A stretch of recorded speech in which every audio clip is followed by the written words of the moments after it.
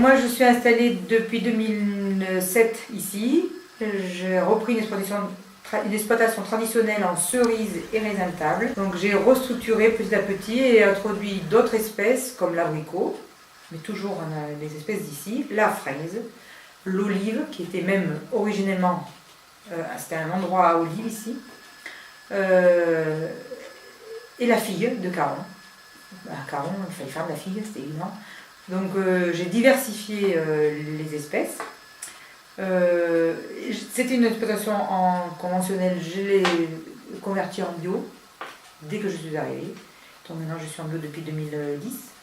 Voilà, j'ai fait le choix de variétés gustatives pour la vente en direct locale. Mais elle est importante parce que, comme je disais tout à l'heure, j'ai fait le choix de planter des variétés gustatives, peut-être un peu moins productives, mais gustatives. Et quand quelqu'un le prend, il me dit ton abricot il est super bon, les pêches, on s'en tient pas. Et ben là, ça fait plaisir, quoi. Tu te dis, tu as produit vraiment quelque chose qu'il fallait. Et inversement, quand ils te disent des choses un peu plus dures, ouais, mais alors là tu fais ça comme ça, et pourquoi ça correspond pas à une image où on respecte justement, je parlais des plastiques tout à l'heure, bon, peut-être le plastique, il faut se remettre en question, pourquoi utiliser le plastique pour empêcher d'avoir des mauvaises herbes autour de tes fraisiers, quoi.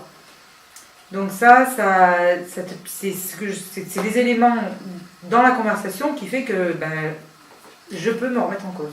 La relation avec les consommateurs, elle est essentielle, et peut-être que justement, quand on passe une échelle un peu trop grande de massification, et les gens, les producteurs, ils sont détachés de ça et ils ne se rendent pas compte de l'aberration de leur système. Cette année, j'ai deux axes principaux.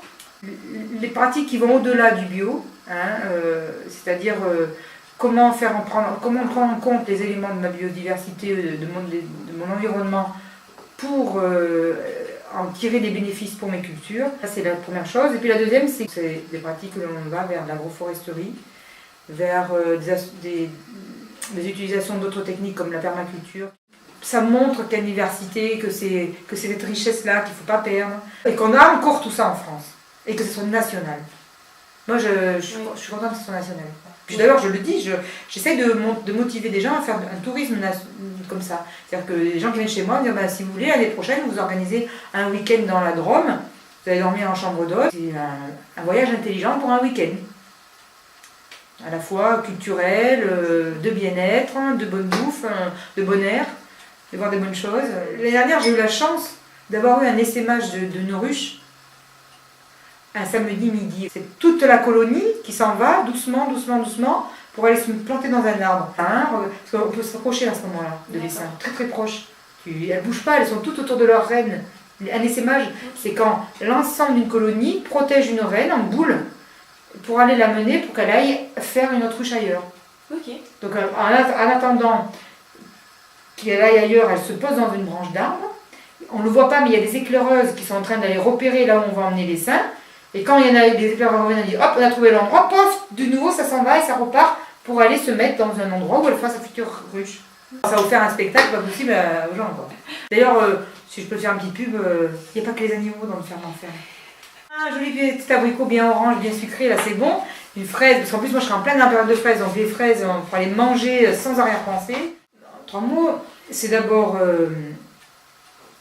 l'ouverture de moi aux autres.